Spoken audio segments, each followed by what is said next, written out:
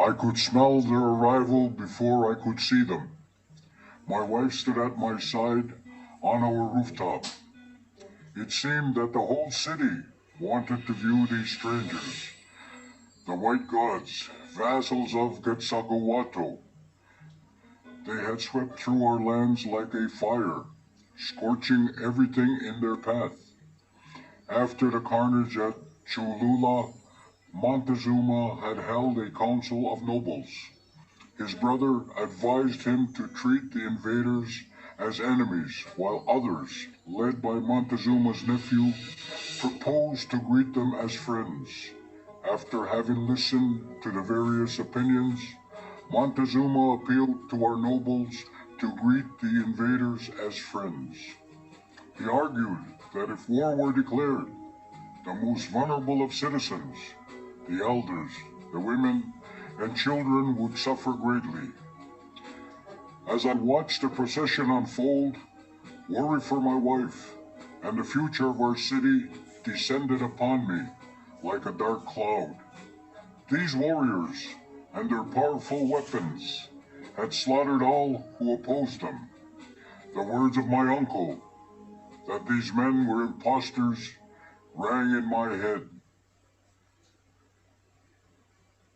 Moctezuma, carried on a litter of gold and silver, and preceded by hundreds of nobles and emissaries, approached Cortez and his men.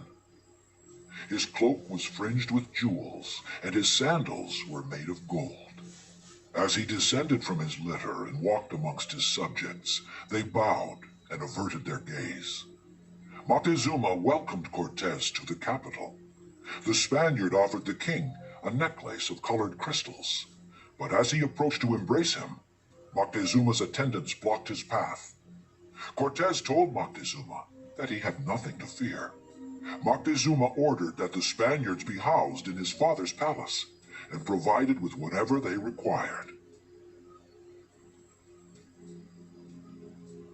Cortez asked permission to tour the capital.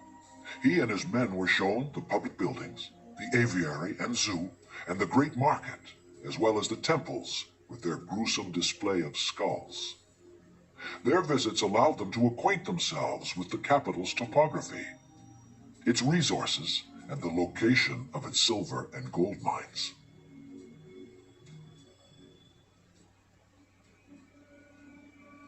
Much time passed.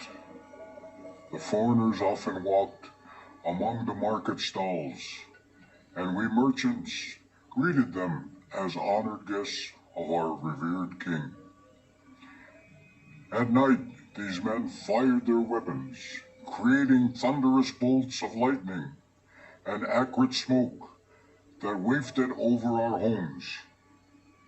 I did my best to hide my uneasiness from my wife, but I saw the worry in her eyes. When I learned that our king had been taken prisoner in his palace, my heart sank.